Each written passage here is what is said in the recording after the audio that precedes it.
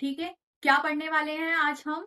Chemical control and integration. ठीक है, अब देखो क्या होता है कि हमने दो सिस्टम होते हैं, एक न्यूरल सिस्टम, एक एंडोक्राइन सिस्टम। ठीक है, ये दोनों मिलके क्या करते हैं, मतलब ये आपस में ना कोऑर्डिनेशन करते हैं। कोऑर्डिनेशन मतलब मिल बांट के काम करेंगे। तो ये दोनों क्या करेंगे, ये फिजियोलॉजिकल फंक्शंस को रेगुलेट करवाएंगे। मतलब अकेला नर्वस सिस्टम कुछ नहीं कर सकता, उसके साथ एंडोक्राइन सिस्टम कोऑर्डिनेट करके जो भी फिजियोलॉजिकल एक्टिविटीज हो रही हैं हमारी बॉडी में उसको रेगुलेट करवाएंगे और उसको कोऑर्डिनेट करवाएंगे। समझ आया? समझ आया इतना? क्या करवाते हैं?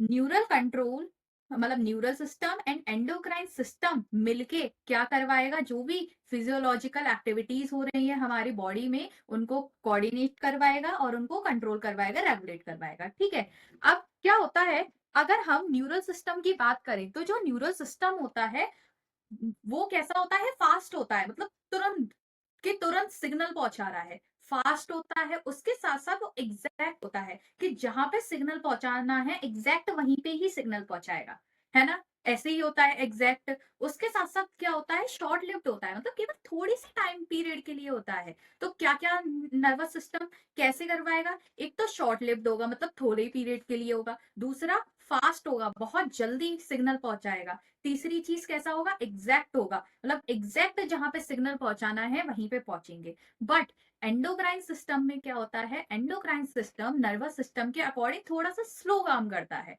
ठीक है, स्लो इसलिए करेगा क्योंकि वो हार्मोन रिलीज करेगा, अब हार्मोन ब्लड में जाएंगे, फिर ब्लड के थ्रू पहुंचेंगे, फिर कहीं जाके वो अपना काम करेंगे, है ना? तो थोड़ा सा स्लो हो गया। स्लो के साथ साथ क्या होता है, वो थोड़ा सा वाइड स्प्रेड रहता है। जैसे न्यूरल सिस्टम काम कर रहा था, वो एग्जैक्ट काम कर रहा था एग्जैक्ट प्लेस पे, ये थोड़ा सा इधर उधर भी काम करवाएगा। ठीक है, इतना समझ आया? तीसरी चीज, जैसे न्यूरल सिस्टम कैसा होता है, शॉर्ट लिव्ड होता है, थोड़े टाइम के लिए उसके सिग्नल काम करते हैं। बट जो हार्मोनल सिस्टम होता है मतलब एंडोक्राइन सिस्टम होता है वो देर तक काम करता है।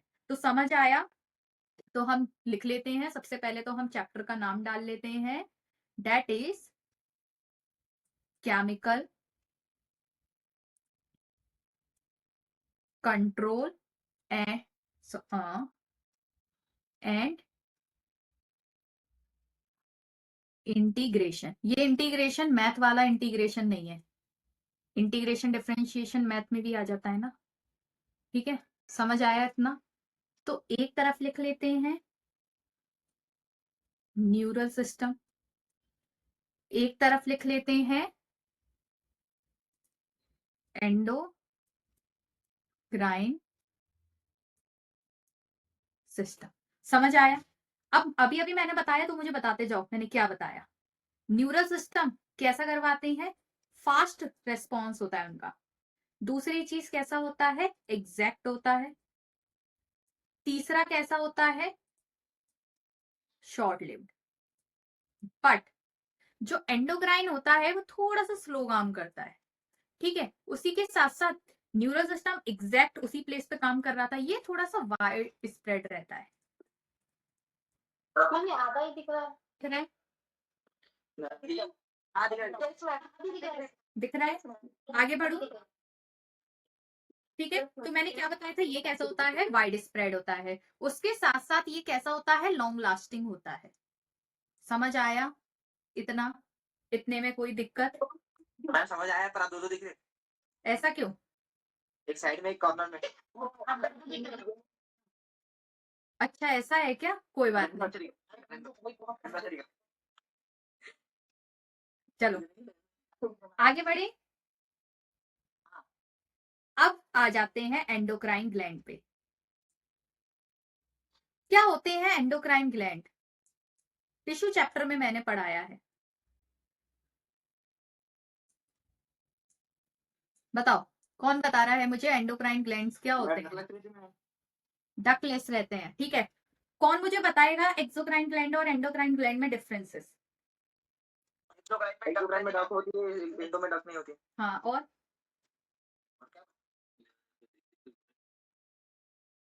ये देखते नर्वस होगा एक बार, और बस इतना ही पता है?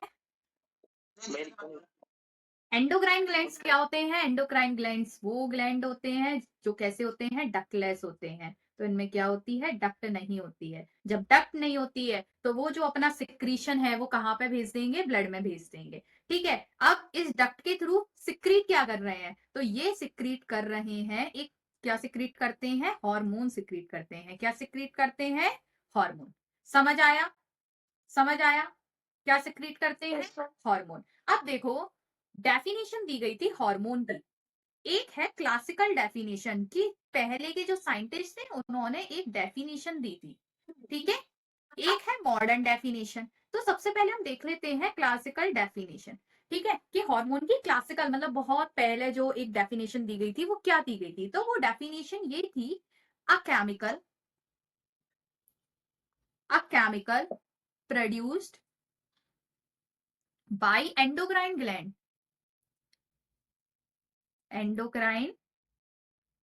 ग्लैंड।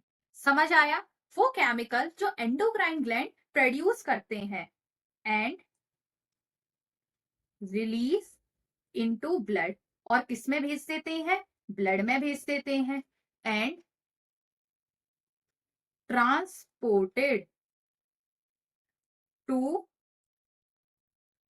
टारगेट टिश्यू और ऑर्गन। मतलब कि हॉर्मोन्स क्या होते हैं, एक केमिकल होते हैं जो एंडोक्राइन ग्लैंड प्रोड्यूस करते हैं और उसको कहाँ पे भेज देते हैं, मतलब कहाँ पे रिलीज कर देते हैं, ब्लड में रिलीज कर देते हैं। ब्लड में रिलीज होने के बाद वो ट्रांसपोर्ट कहाँ होते हैं, किसी टिश्यू या ऑर्गन में। टारगेट इसलिए लिखा है क्योंकि हर ऑर्गन हर टिश्यू में थोड़ी, जहां पे हमें उस हार्मोन को भेजना है तो वो कैसा हो जाएगा, टारगेट ऑर्गन या टारगेट टिश्यू हो जाएगा, तो वहां पे ट्रांसपोर्ट होंगे। ये हो गई क्लासिकल डेफिनेशन। अब एक आई थी मॉडर्न डेफिनेशन। तो मॉडर्न डेफिनेशन या एक करंट साइंटिफिक डेफिनेशन क्या थी, ठीक है, वो, ठीक है, क्लासिकल डेफिनेशन ऑफ हार्मोन लिख लेना, ठीक है, definition of hormone, modern definition of hormone, ठीक है, क्या थी, वो ये थी कि हार्मोन क्या होते हैं, नॉन न्यूट्रिएंट होते हैं, मतलब कोई न्यूट्रिशन नहीं है ये, नॉन न्यूट्रिएंट केमिकल्स। क्या होते हैं, नॉन न्यूट्रिएंट केमिकल्स होते हैं, ठीक है, which act and inter cellular messenger, जो किसकी तरह काम करते हैं, इंटरसेलुलर मैसेंजर। इंटरसेलुलर मैसेंजर का मतलब कि वो सेल के अंदर किसकी तरह काम करेंगे, एक मैसेंजर की तरह काम करेंगे, ठीक है, and are produced in trace amount. Trace amount का मतलब होता है कि बहुत बहुत ज्यादा कम अमाउंट में। तो मॉडर्न डेफिनेशन क्या थी हार्मोन की, कि हार्मोन क्या होते हैं, नॉन न्यूट्रिएंट, यार IEN, नॉन न्यूट्रिएंट केमिकल होते हैं जो किसकी तरह एक्ट करते हैं, एक मैसेंजर की तरह, मतलब मैसेज पहुंचाने वाला, तो एक मैसेंजर की तरह एक्ट करते हैं। और वो मैसेंजर कहाँ पे वर्क करता है, सेल के अंदर वर्क करता है, इसलिए मैंने वर्ड यूज किया इंटरसेलुलर मैसेंजर, ठीक है। जो क्या प्रोड्यूस होते हैं, बहुत कम अमाउंट में प्रोड्यूस होते हैं, तो बहुत बहुत कम अमाउंट में को बोलते हैं ट्रेस। तो क्या बोलेंगे, ट्रेस अमाउंट। इतना समझ आया दोनों डेफिनेशन, इतने में मुझे बताओ कोई दिक्कत, कोई दिक्कत नहीं है, दिक्कत, क्या बता दूं, मॉडर्न डेफिनेशन। मॉडर्न डेफिनेशन ये थी कि जो हॉर्मोन्स होते हैं वो एक नॉन न्यूट्रिएंट केमिकल होते हैं, मतलब वो केमिकल जो कोई एक्चुअल में कोई न्यूट्रिएंट्स नहीं है, ठीक है। वो कहाँ पे एक्ट करते हैं, वो एक्ट करते हैं सेल के अंदर, और सेल के अंदर एक मैसेंजर की तरह एक्ट करते हैं, जो बहुत ही ज्यादा कम अमाउंट में प्रोड्यूस होते हैं। तो बहुत ज्यादा कम अमाउंट में प्रोड्यूस होने को बोलते हैं ट्रेस अमाउंट, ठीक है। आपने पढ़े होंगे micro nutrients, macro nutrients, trace nutrient, तो वो न्यूट्रिएंट जो बहुत कम अमाउंट में प्रोड्यूस है, तो हम लिखते हैं ना कि जो माइक्रो न्यूट्रिएंट होते हैं वो बहुत ट्रेस अमाउंट में प्रोड्यूस होते हैं। आपने डेफिनेशन पढ़ी होगी, तो ट्रेस का मतलब ही होता है बहुत बहुत ज्यादा कम अमाउंट में प्रोड्यूस होना। समझ आया, यस मैम। ठीक है, नोट करना है या कर लिया, करना करना करो, नीचे लो नीचे, नीचे, नीचे लो आ, बस।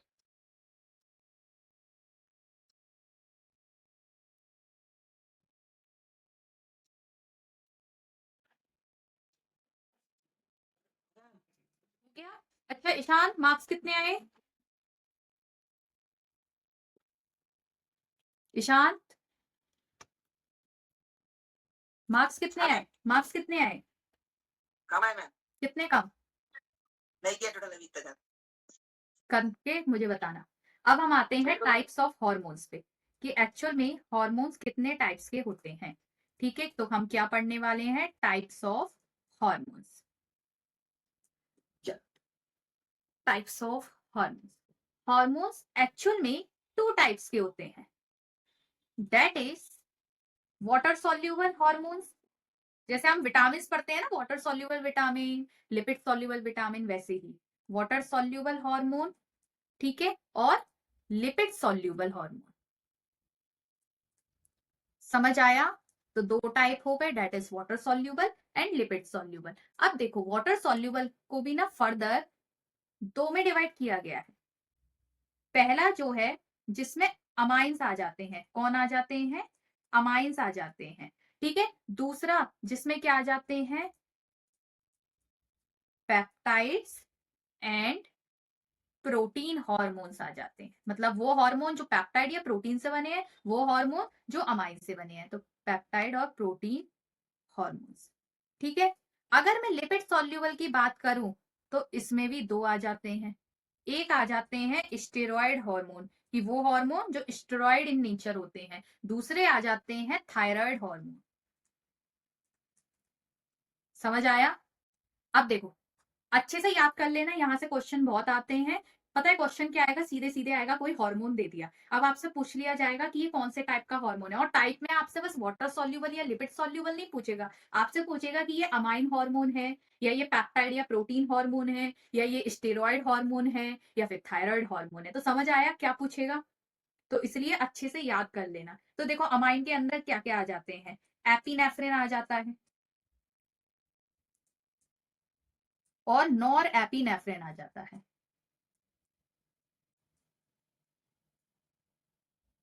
समझ आया कौन कौन आ जाता है? अब आ जाते हैं पेप्टाइड और प्रोटीन हार्मोन। पेप्टाइड और प्रोटीन हार्मोन के अंदर ऑक्सीटोसिन आ जाता है। ऑक्सीटोसिन के अलावा वैसोप्रेसिन, वैसोप्रेसिन मैंने पढ़ाया है कि कहाँ पे काम आता है। वैसोप्रेसिन के बाद आ जाते हैं, अभी बस इतना याद रख लो कि ये होते हैं, अभी मैं इनकी डिटेल पढ़ाऊंगी। एमएसएच, पीटीएच, उसके अलावा टीएसएच, उसके अलावा एफएसएच एंड एलएच। ठीक है, ये सब किसके एग्जांपल्स है? पेप्टाइड और प्रोटीन हार्मोन के। अब आ जाते हैं स्टेरॉइड पे। स्टेरॉइड में क्या आएगा? मिनरलो कॉर्टिकॉइड हार्मोन। ठीक है, मिनरलो कॉर्टिकॉइड। उसके अलावा और क्या आ जाएगा? ग्लूको कॉर्टिकॉइड हार्मोन। और क्या आ जाएंगे? टेस्टोस्टेरोन। और क्या आ जाएगा? ईस्ट्रोजन। ठीक है, और क्या आ जाएगा? प्रोजेस्ट्रॉन। समझ आया? ये सब किसके अंदर आएंगे? स्टेरॉइड के अंदर। अब आ जाते हैं थायराइड। थायराइड के अंदर केवल एक ही आएगा, डेट इज थायरोक्सिन। समझ आया? याद कर लो अभी हाथ के हाथ। ठीक है, मेरे साथ बोलते जाओ। ठीक है, हॉर्मोन्स को टू टाइप्स में डिवाइड किया गया है, that is water soluble and lipid soluble. Water soluble को फर्दर अमाइंस में और पेप्टाइड प्रोटीन, पेप्टाइड या प्रोटीन हॉर्मोन्स में डिवाइड किया गया है। अमाइंस के अंदर क्या क्या आ जाते हैं?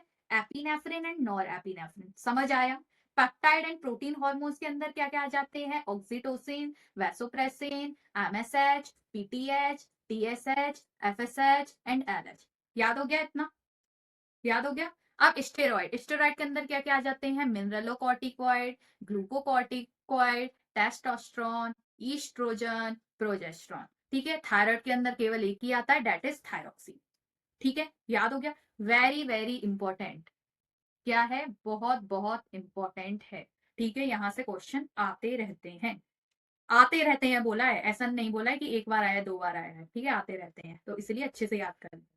आगे बढ़ो या नोट करना है? हो गया मैम, हो गया नोट? ठीक है, हो गया मैम। हो गया सबका? कोई रह गया? अब आ जाते हैं ह्यूमन एंडोक्राइन ग्लैंड्स की बात, कि इन एंडोक्राइन ग्लैंड्स को भी फर्दर दो में डिवाइड किया गया है। ठीक है, क्या? Human endocrine.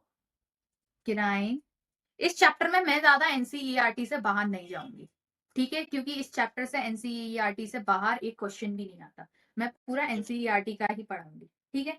अब देखो एंडोक्राइन ग्लैंड्स हमें पता ही है क्या होते हैं, ठीक है। अब किस बेसिस पे इनको डिवाइड किया गया है, वो इस बेसिस पे डिवाइड किया गया है कि ये जो एंडोक्राइन ग्लैंड्स हैं ये बॉडी में कहाँ पे प्रेजेंट है और किस फॉर्म में प्रेजेंट है। तो समझ आया। तो इसको भी मैंने दो में डिवाइड किया गया है। पहला जो है वो है ऑर्गेनाइज्ड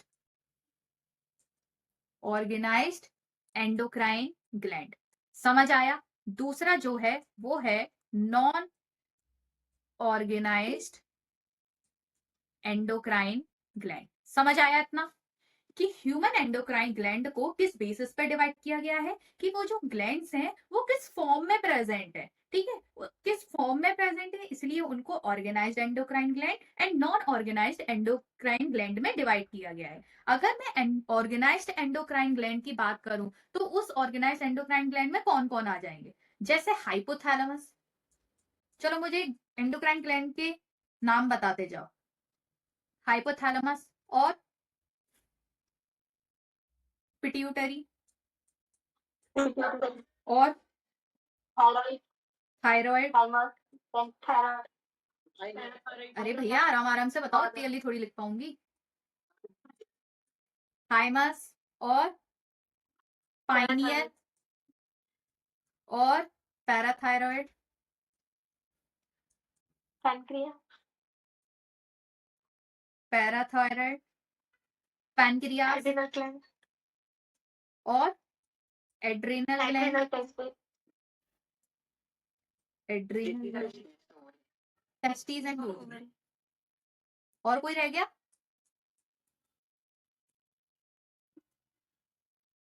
समझ आया? थाइमस हो गया, हाँ हो गया। तो कौन कौन से ऑर्गेनाइज्ड में आ गए? हाइपोथैलेमस आ गया, पिट्यूटरी आ गया, थायराइड आ गया, थाइमस आ गया और पाइनियल आ गया, पैराथायरॉइड हो गया, पैनक्रियास हो गया, एड्रिनल हो गया, टेस्टिस हो गया, ओवरी हो गया।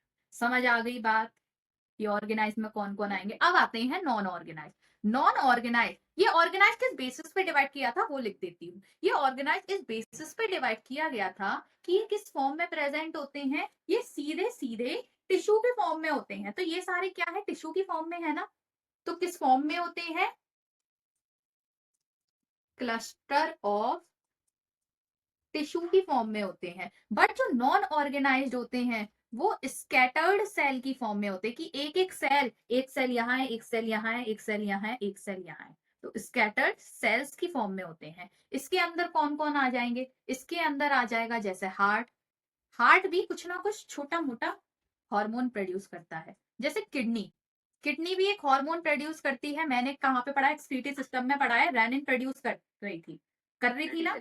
एक और प्रोड्यूस कर रहे थे एरिथ्रोपोइटीन, याद है किसी को? फंक्शन ऑफ किडनी में पढ़ाया था मैंने। एरिथ्रोपोइटीन बताया था ना, वो भी किडनी प्रोड्यूस करती है। उसके अलावा गैस्ट्रो इंटेस्टिनल ट्रैक, ये पूरा का पूरा जो एलिमेंट्री ट्रैक है, ठीक है, ये भी कुछ ना कुछ केमिकल प्रोड्यूस करता है। उसके अलावा लिवर, लिवर भी कुछ हार्मोन को प्रोड्यूस करती है। तो समझ आया? तो इनके पास सेल्स है तो हार्मोन प्रोड्यूस करने वाले, बट वो सेल्स स्कैटर्ड फॉर्म में, एक सेल यहाँ, एक सेल यहाँ, एक सेल यहाँ। बट ऑर्गेनाइज्ड एंडोक्राइन ग्लैंड में क्या है, प्रॉपर ऑर्गेनाइज। पढ़ा होगा ना कि सामान ऑर्गेनाइज फॉर्म में रखो, है ना। तो ऑर्गेनाइज का मतलब क्या है कि अच्छे से रखो, मतलब इकट्ठा करके रखो। तो ये क्या है, क्लस्टर होते हैं टिश्यू के। समझ आ गए दोनों ऑर्गेनाइज में कौन आया, नॉन ऑर्गेनाइज में कौन आया। तो हम सबसे पहले क्या करेंगे, सबसे पहले हम सारे ऑर्गेनाइज्ड ग्लैंड को अच्छे से डिटेल में पढ़ेंगे, उसके बाद फिर हम नॉन ऑर्गेनाइज को पढ़ेंगे, ठीक है। इतने में मुझे बताओ कोई दिक्कत? नो कोई दिक्कत नहीं, आगे बढ़ी। नोट हो गया, नोट हो गया, yes ma'am, ठीक है। Yes ma'am. अब हम पढ़ते हैं कि ये जो हार्मोन काम कैसे करते हैं एक्चुअल में। तो हम देखते हैं मैकेनिज्म ऑफ हार्मोन एक्शन, कि एक्चुअल में जो हार्मोन है वो काम कर कैसे रहे हैं, ठीक है।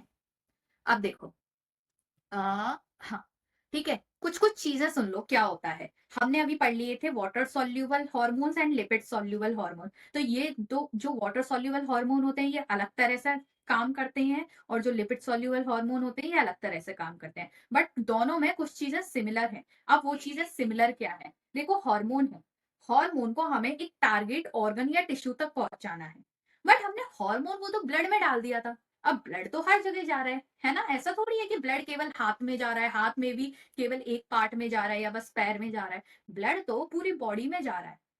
तो कैसे हम उस टारगेट तक भेजें, बताओ कैसे, कैसे जाएगा टारगेट तक।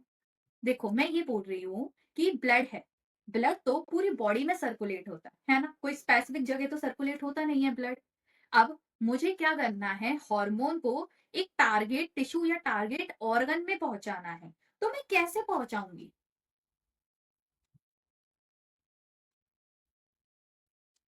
आप लोगों का कोई पार्सल आता है अमेजोन फ्लिपकार्ट का मिंत्रा का, ठीक है, अब कैसे पता चलेगा कि भाई वो पार्सल आपका ही है। कुछ तो आपके पास ऐसा ऐसी चीज होनी चाहिए जो किसी और के पास ना हो। तो आपके पास क्या रहता है, ओटीपी रहता है, ओटीपी आता है ना जब वो पार्सल देने आता है, तो ठीक है उसको आप ओटीपी बताते हो और वो आपको दे देता है। वरना तो ऐसे सपोज आपने क्या किया, कोई भी ऑर्डर किया आपने और वो प्रीपेड कर दिया, पैसे आपने पहले सीओडी पे नहीं किया है, कैश ऑन डिलीवरी पे नहीं किया है, तो कैश ऑन डिलीवरी पे तो किया नहीं है, प्रीपेड किया है, देवराज बन के ईशांत ले ले उसका पार्सल, ले सकता है आराम से, है ना। अब ऐसे क्यों नहीं ले सकता, बोल दे कि मैं तो देवराज हूं, ये मेरा पार्सल है। वो इसलिए नहीं ले सकता क्योंकि जो ओटीपी आएगा वो केवल देवराज के पास आएगा, जब वो देवराज ओटीपी बताएगा उस पार्सल वाले को तभी वो उसको पार्सल देगा, वरना नहीं देगा। अब ईशान के पास थोड़ी देवराज के पास जो ओटीपी आया था वो है, ईशान के पास कोई ओटीपी है ही नहीं, तो जब ओटीपी नहीं देगा तो उसको पार्सल कैसे देगा। सेम ऐसे ही क्या होता है कि ब्लड तो हर जगह जा रहा है, जब ब्लड जा रहा है तो जो हार्मोन है वो भी पूरी बॉडी में फ्लो कर रहा है ना। बट क्या होता है कि जहां पे उस हार्मोन को पहुंचाना है उनके पास रिसेप्टर्स होते हैं। अब ब्लड घूम घूम के पूरी बॉडी में जा रहा है, घूमते घूमते जहां टारगेट तक पहुंचना है वहां आया, वहां आके उसको कौन मिला, रिसेप्टर मिला, उस रिसेप्टर के साथ आके बाइंड हो गया। अब और कहीं तो बाइंड हो नहीं पाएगा, रिसेप्टर तो बहुत सारी जगह होते हैं, बट जैसे मैंने क्या बताया था ओटीपी होता है, ओटीपी हर किसी का अलग अलग होता है ना, ऐसा थोड़ी सेम होता है। सपोज अगर दिया का भी पार्सल आया तो दिया का ओटीपी और देवराज का ओटीपी अलग अलग होगा ना, और सृष्टि का अलग होगा। सेम ऐसे ही रिसेप्टर भी कैसे होते हैं, अलग अलग होते हैं। तो उस हार्मोन के लिए स्पेसिफिक रिसेप्टर आएगा, तो जहां उसको रिसेप्टर मिलेगा हार्मोन उसके साथ बाइंड कर जाएगा और अपना काम करने लगेगा। समझ आ गया, समझ आ गया। तो उस स्पेसिफिक पोर्शन पे उस टारगेट टिश्यू पे क्या प्रेजेंट होते हैं, टारगेट टिश्यू पे क्या प्रेजेंट होते हैं, रिसेप्टर प्रेजेंट होते हैं। अब हम उसको केवल रिसेप्टर नहीं बोलेंगे, वो कहाँ पे प्रेजेंट है, ये जैसे सेल है, सेल की मेम्ब्रेन है यहाँ पे प्रेजेंट है, तो इसीलिए हम उसको क्या बोलेंगे, उसको बोलेंगे हम मेम्ब्रेन बाउंड रिसेप्टर। क्या बोलेंगे, मेम्ब्रेन बाउंड रिसेप्टर। जरूरी नहीं है ये मेम्ब्रेन पे ही प्रेजेंट हो, ये अंदर भी प्रेजेंट हो सकते हैं। अगर अंदर प्रेजेंट है तो उनको क्या बोल देंगे, हार्मोनल रिसेप्टर, कि हार्मोन्स के रिसेप्टर है इसलिए हार्मोनल रिसेप्टर। इतना समझ आया। जब हार्मोन रिसेप्टर के साथ मिलते हैं तो उनको क्या बोलते हैं, उनको बोलेंगे हार्मोन रिसेप्टर कॉम्प्लेक्स। समझ आया, क्या बोलेंगे, हार्मोन रिसेप्टर कॉम्प्लेक्स। इतनी बात समझ आई।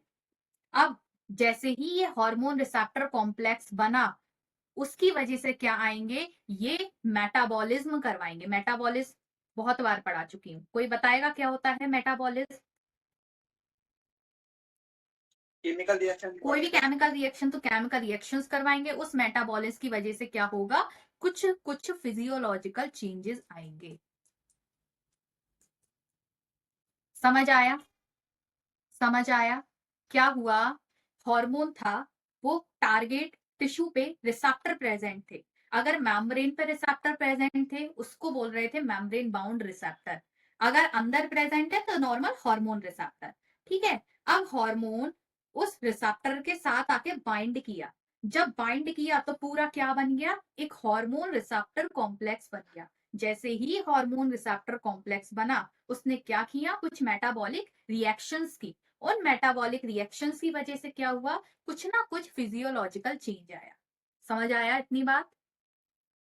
समझ आया? इतने में कोई दिक्कत? नोट कर लिया इतना? टाइम क्या हो रहा है? टाइम है अभी, कर लो नोट।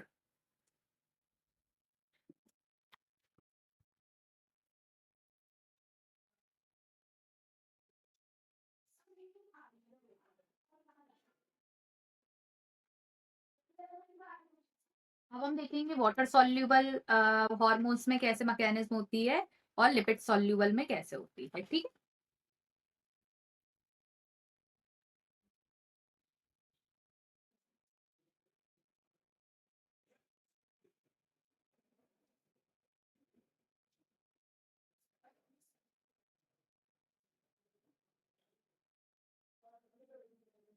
न्यू स्टूडेंट थी, उसका नाम क्या था, मैं फिर से भूल गई। रुचि, रिचा, कुछ ऐसे ही था ना? नहीं, प्राची रोकड़े। अच्छा प्राची, सॉरी। प्राची समझ आ रहा है?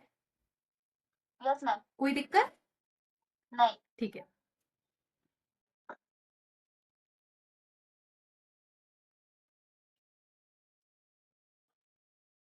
हो गया सबका? रागिनी हो गया? Yes ma'am. Yes ma'am. चलो आगे बढ़ते हैं। अब हम देखते हैं कि वाटर सॉल्यूबल हॉर्मोन्स में कैसे मैकेनिज्म होती है। तो जो फर्स्ट लेते हैं वो लेते हैं वाटर सॉल्यूबल हॉर्मोन्स में कैसे मैकेनिज्म होती है। ओहो,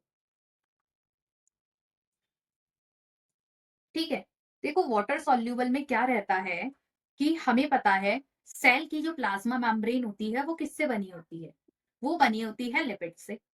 अब लिपिड, ये हार्मोन कैसे, ये तो वाटर सॉल्यूबल है, तो लिपिड से ये पार नहीं हो सकते, लिपिड के लिए इम्परमिएबल है ना, क्योंकि ये वाटर के लिए परमिएबल है, मतलब वाटर सॉल्यूबल है, तो लिपिड के लिए कैसे हो गए, इम्परमिएबल हो गए, मतलब लिपिड से ही आर पार नहीं हो सकते। जब लिपिड से आर पार नहीं हो सकते, सेल के अंदर कैसे जाएंगे? अब सेल के अंदर तो जा नहीं पाएंगे, तो इनको क्या करना पड़ेगा, सेल मेम्ब्रेन तक ही जा सकते हैं। तो इसी वजह से क्या होते हैं कि, जैसे मैं क्या लेती हूँ, एक एग्जाम्पल ले लेती हूँ। ये क्या है, ओवरी की सेल मेम्ब्रेन है। क्या है, ओवरी की सेल मेम्ब्रेन। ओवरी पता है सबको, जो सेक्स ग्लैंड होती है फीमेल में, उसको ओवरी बोलते हैं। ठीक है, तो ओवरी पे रिसेप्टर प्रेजेंट होते हैं।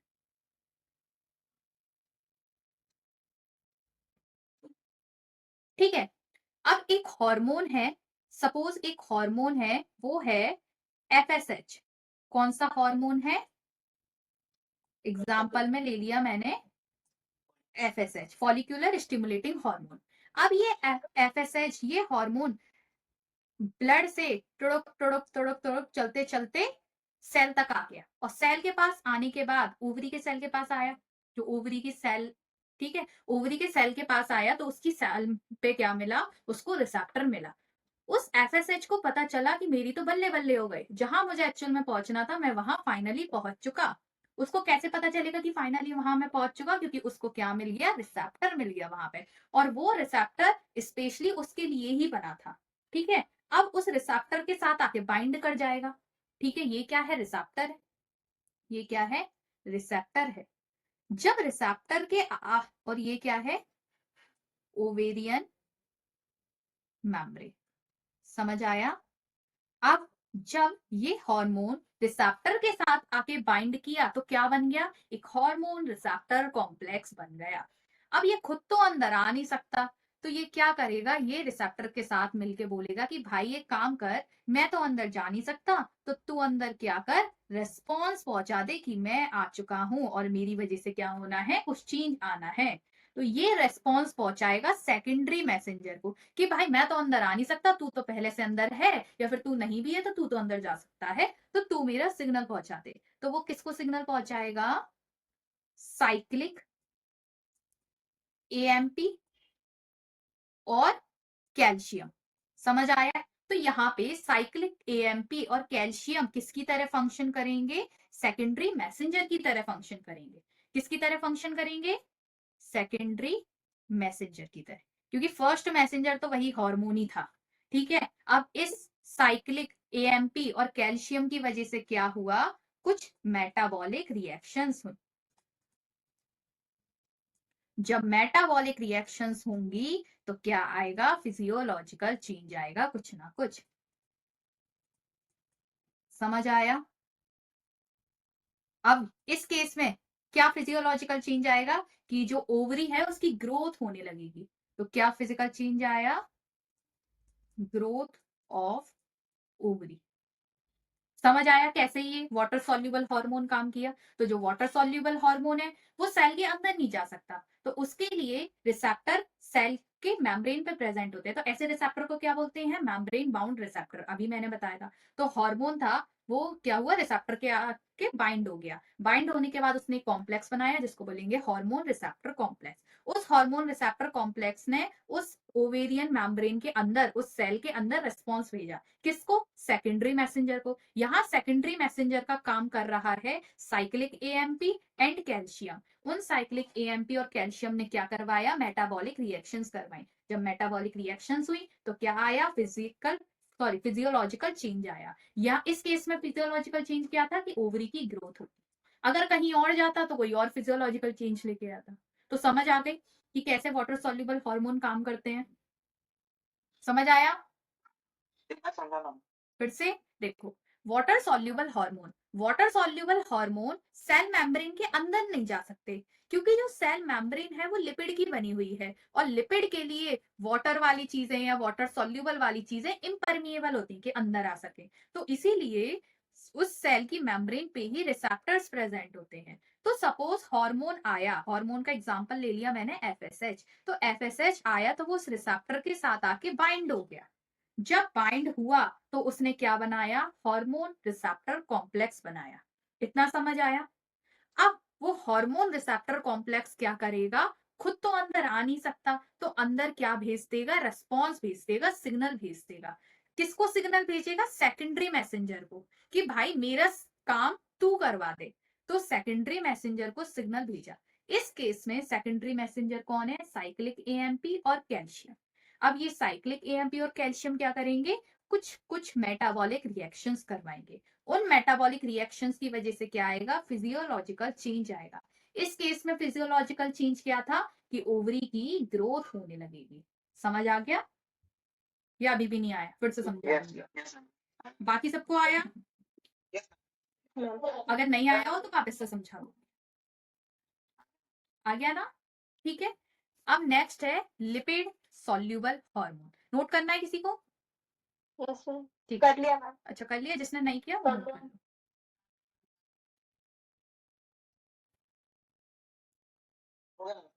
हो गया? कोई तो रह गया था, किसी का तो नहीं हुआ था। मैम थोड़ा सा नीचे कर।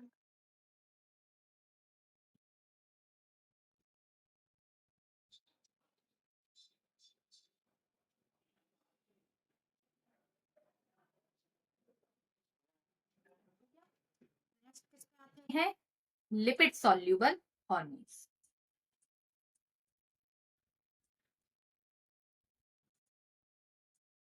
ठीक है, अब ये तो लिपिड सॉल्युबल है, हमें पता है प्लाज्मा मेम्ब्रेन है वो लिपिड की बनी होती है, लिपिड लिपिड मौसे भाई, और हार्मोन क्या आ जाएगा, अंदर आ जाए। समझ आया? अब यहाँ पे ये क्या है, वही सेल मेम्ब्रेन। ये क्या है, सेल मेम्ब्रेन। ये किसकी सेल मेम्ब्रेन, मैंने एग्जांपल ले लिया यूट्रस का, तो यूट्राइन की सेल मेम्ब्रेन है, यूट्रस की सेल मेम्ब्रेन। ठीक है, सेल मेम्ब्रेन के अंदर क्या होता है, सेल के अंदर क्या होता है, न्यूक्लियस होता है, हमें पता है। तो हम क्या बना लेते हैं, न्यूक्लियस बना लेते हैं। समझ आया? अब क्या होगा, टुड़ुक टुड़ुक करते करते क्या आया, हार्मोन आया। ये क्या है, हार्मोन। हार्मोन का इस बार मैंने एग्जांपल ले लिया ईस्ट्रोजन। ईस्ट्रोजन कैसा हार्मोन है, चलो मुझे बताओ, कौन से टाइप का हार्मोन है? हाँ, अरे अभी मैंने स्टेरॉइड हार्मोन, अभी मैंने पढ़ाया था ना स्टार्टिंग में। तो ईस्ट्रोजन टुड़ुक टुड़ुक करते करते आया, टुड़ुक टुड़ुक करते करते इसने देखा कि अरे भाई मैं भी लिपिड हूँ, तू भी लिपिड है, हम दोनों तो भाई भाई हैं, अब भाई को तो एंट्री मिल ही जाएगी। तो एंट्री लेके ये कहाँ गया, अंदर आ गया।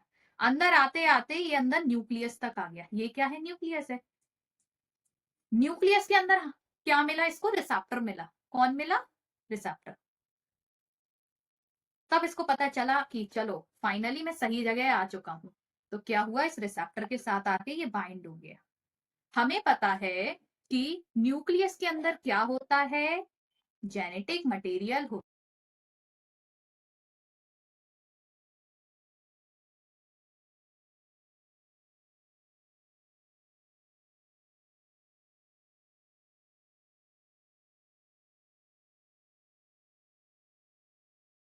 दिया। क्या बना दिया? Hormone receptor complex. समझ आया? अब जैसे ही ये हार्मोन रिसेप्टर कॉम्प्लेक्स बना, ये इस जीनोम की को बदल देगा। ये जीनोम को कैसे बदलेगा? ये डीएनए था, डीएनए से क्या बनेगा? प्रोटीन बनेगा। समझ आया? प्रोटीन क्या करवाएगा? फिजियोलॉजिकल चेंजेस लाएगा। समझ आया? क्या लाएगा? Physiological changes. ठीक है। अब यहाँ पे फिजियोलॉजिकल चेंज क्या होगा? यूट्रस के केस में वो फिजियोलॉजिकल चेंज होगा कि यूट्रस की जो टिश्यू होते हैं उनकी ग्रोथ होने लगेगी और वो डिफरेंशिएट करने लगेंगे।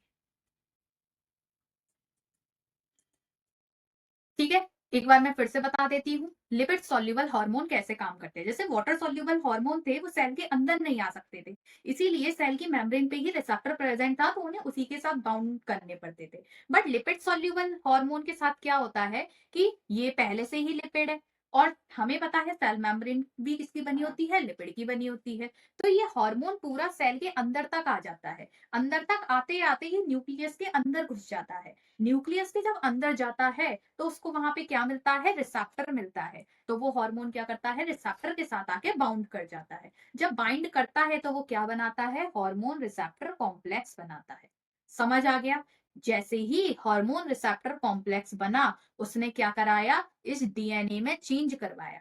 क्या चेंज करवाया? इस डीएनए से क्या बनवाई? प्रोटीन बनवाई। वो प्रोटीन क्या करेगी? कुछ ना कुछ फिजियोलॉजिकल चेंजेस लाएगी। अब हम यहाँ पे यूट्रस की बात कर रहे थे, ईस्ट्रोजन हार्मोन था, तो इस केस में क्या फिजियोलॉजिकल चेंज आएगा कि जो यूट्रस के टिश्यू हैं उनकी क्या होने लगेगी? ग्रोथ होने लगेगी और वो डिफरेंशिएट करने लगेंगे। समझ आई? समझ आई बात? Yes ma'am. ठीक है। Yes, ma'am. Yes. कोई ऐसा जिसको नहीं आया हो? समझ गए ना सब? नोट कर लो। कर लिया हम, कर लिया। कर लिया? ठीक है।